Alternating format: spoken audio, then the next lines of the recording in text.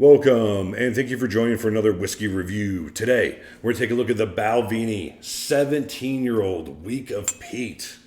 Dustin, this bad boy comes in at 49.4%. Do my eyes deceive me? That's insane. That's such a big ABV. And when you got this, Dustin, you picked up the bottle, I said to you, I've never had a 17-year-old Balvenie in any incarnation that wasn't a great whiskey. As you see, he's just pouring more. Am I the only one that just really...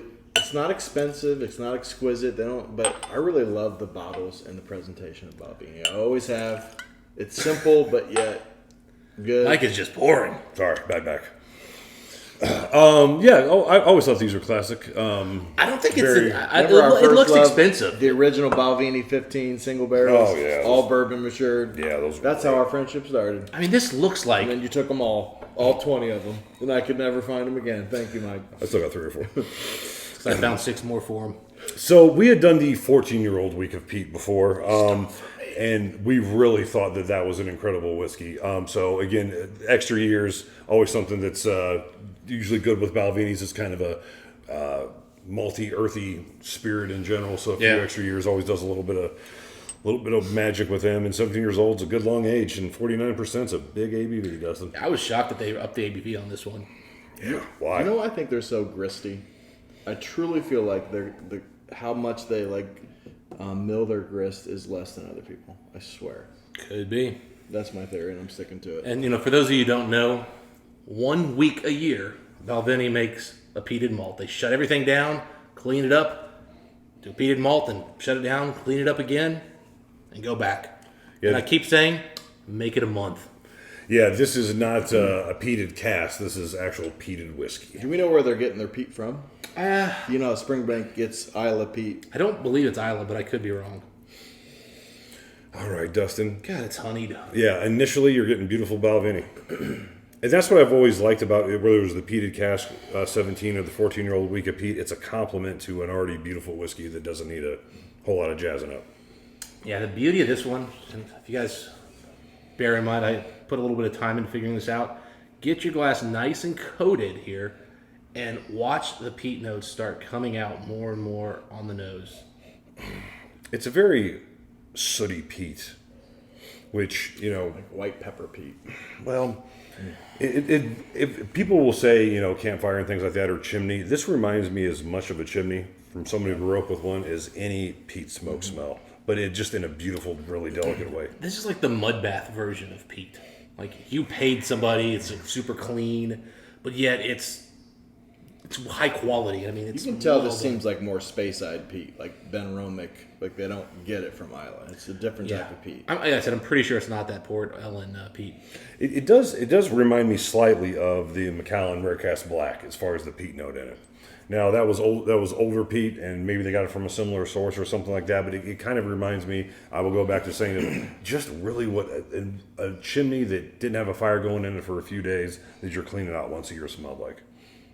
There's also just like an earthiness to this that I think is part of that peat note. It's Yeah. just, and it kind of gets hidden in with that nice heather honey. That's the classic Balvenie note. Because again, it's this definitely has clean, muddy, earthy note there, but that honey and heather is just sort of very similar note. They're kind of coming together. I've never heard of it heathered honey, but definitely honey. When I think of more heather honey, I think of Highland Park. You feel like there's heather in there too? I think it's Highland Park's more heather, but they have a subtle bit of heather Yeah, it's a really bright honey note in here. comparatively to. And actually, this is bright even for Balvenie, really. With like those peppery notes on top of the honey. Yeah, I mean it's pepper in it. but you can tell it's ashy. It's amazing. Ashy with that smoke. I don't smell the 49 at all on here. Like, this comes off just like a 46% on the nose. I mean, almost 49% what? 49.4.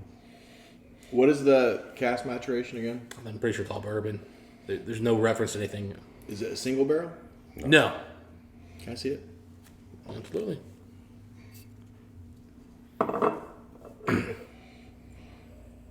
So there's also a 19-year-old out there, but this is $120, and the 19-year-old is $300. So I decided 2 years wasn't worth quite going another $180. It definitely seems like all bourbon.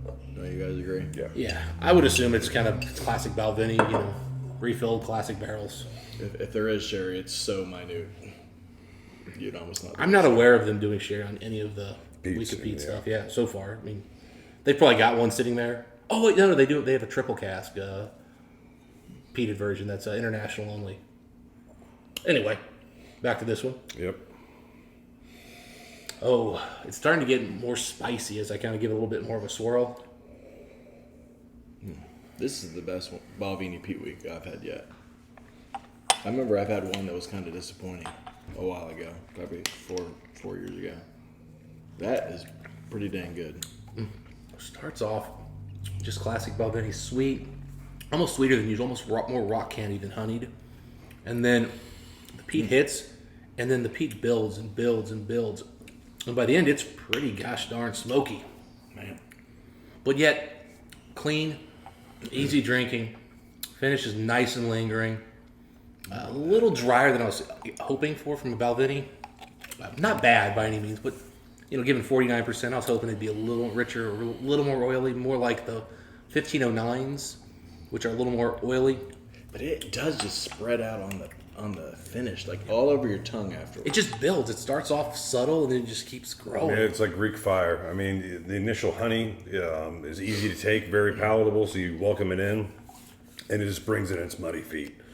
With that smoke and that dirt. But I mean, everything's very safe, very Balvenie, very well aged.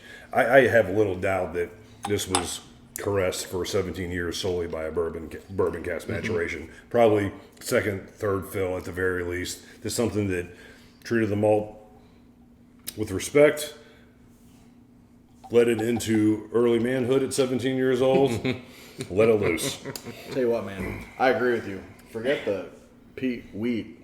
They need to make it a month or 6 months because it's just another how good Balvenie is already, and then add another layer, another complexity, place to go. Imagine first fill sherry versions of this, and manzanilla finishings, or like real good bourbon, real good sherry. Here's where I think the genius is with this peat week. I'm a big fan of Balvenie, but Balvenie does have a very malty, sharp characteristic to it. I love the 15-year-old bourbon cask, but that 15-year-old bourbon cask did come off to some people a bit sharp initially. I think that's why they switched to the sherry cask because it's more palatable for most people. This does exactly what a sherry cask or a double finish like the 17-year-old the double wood does. It kind of knocks off that initial sharpness that you would normally get if it was just bourbon cask maturation out of the Balvenie and not a double wood, similar to the 15-year-old single barrel. But it does it with a peat rather than do with a wine cask maturation. And I tell you what, it makes the whole experience extremely cohesive and smooth. I mean, it's almost harmony. The way it kind of goes through from I one think the thing to 15 was harmony too, but this is incredible. Right. I mean, the 49.4%, you don't feel really any alcohol in this at all. This is a dangerous strand to drink. But there is an intensity to flavor here. I mean, again, the arrival's light, but it builds. I mean, this is very intense by the end. This is more intense than like a Balvenie 1509. Did you guys ever have when intensity. they first switched from bourbon to sherry at the 15? Those first few were so freaking good, and then they got crappy sherry casks after that. I disagree. I think they've been pretty consistent the whole time. So that's a different way. So there were some batches that were super light. No, you got to go back. The original were like Glendronach, like 20. The ones I picked up in the last year were just as dark as those.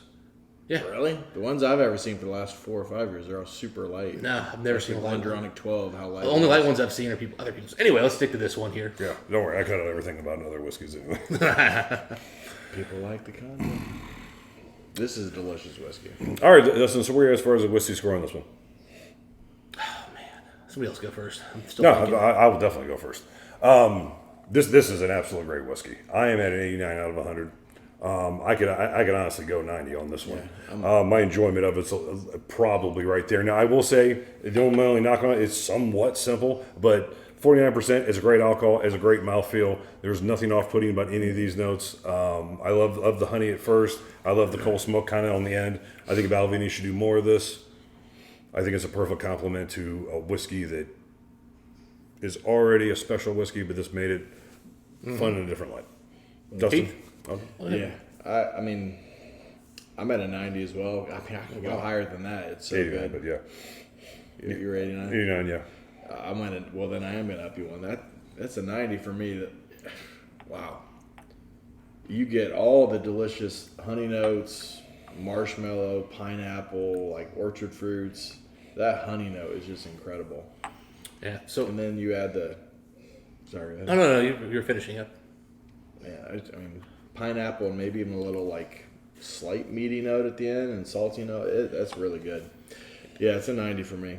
I really enjoy this one. I will say, water brings out this little like acidic tannic note that I've noticed on these Balvenie Week of Peats, Peat Weeks, depending on which release, because they had to change the name. That I'm starting to find a little off-putting. I'm going to give it an 88. It's an exceptionally well-done whiskey. It just has that one little note that's kind of I'm picking up, that's just kind of bringing it down a little bit for me. But What is the note? it's like slightly acidic tannic note, especially after I added water. It almost starts bringing out like a little bit of lime, and it's just kind of throwing it for me. Otherwise, I would have been an 89. I tell you what, regardless of Well done. which one of our 3 scores you go with, is definitely worth the money. $120 in the UK, That's guys. it? Yeah. For a 120. 17-year-old Balvenie. I don't understand how it's this cheap. So it's, and then again, the 19 years, 300. And the US version of this is 114 for the 14 year. So yeah, pick up these in the UK while you can, guys, because this is a deal. Yeah, I rarely am disappointed with Balvenies in general, but this is another really good Balvenie. I mean, well, again, a 17-year-old Balvenie, I've never had one that I didn't like. I don't care if it was 43% or not. They've all been good. Anyway, those are our thoughts on the whiskey. If you guys had a chance to try this one, let us know what you guys think. Dustin, until next time, what do we wish the folks? Happy week of drinking. We'll see you then. Yeah, dude, for the money, like That's really good. this in the circle, man, like unbelievable.